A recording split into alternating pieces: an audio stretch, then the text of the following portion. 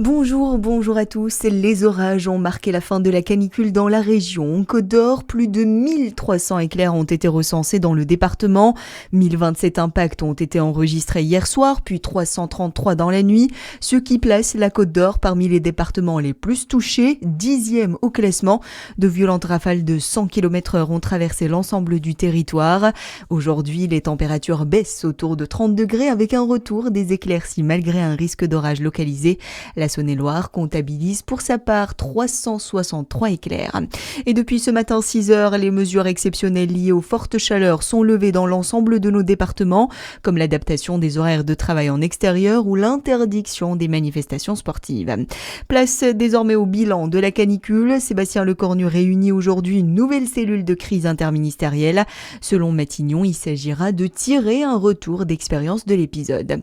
L'actualité, c'est aussi cet important incendie qui s'est déclaré cette nuit à Besançon. Le feu a pris vers 1h30 dans un entrepôt de l'entreprise Kiloto rue Berthelot. 48 pompiers et 12 engins ont été mobilisés.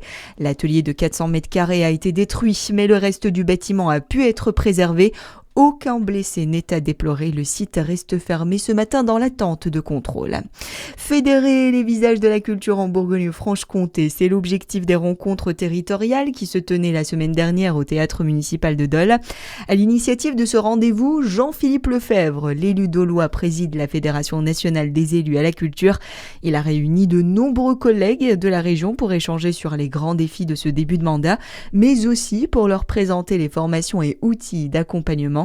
Un rendez-vous primordial pour Jean-Philippe Lefebvre. Il était au micro de Charlie Chopasson. C'est le grand objectif de la FNCC en ce moment, c'est d'accueillir les nouveaux élus de Bourgogne, de Franche-Comté pour les aider, pour leur donner la première bouée quand parfois ils semblent au tout début du mandat être un peu dépassés. Moi j'ai l'habitude de dire que l'élu à la culture, que ce soit d'ailleurs un adjoint au maire, un conseiller délégué, un vice-président de département ou de région, il doit travailler sur les 4 S, c'est-à-dire qu'il doit être sincère, il doit rester singulier, il doit être sensible, et en même temps, il doit être solidaire de sa majorité. La Bourgogne-Franche-Comté est très impliquée dans la préservation et le partage de la culture. 101 musées sur le territoire bénéficient de l'appellation Musée de France.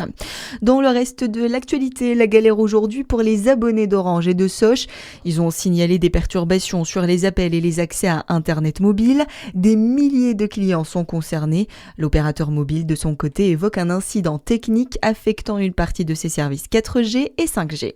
Et puis le sport et les 16e de finale de la Coupe du Monde continuent aujourd'hui. À suivre Brésil-Japon, Allemagne-Paraguay et Pays-Bas-Maroc. Bonne journée sur Fréquence Plus.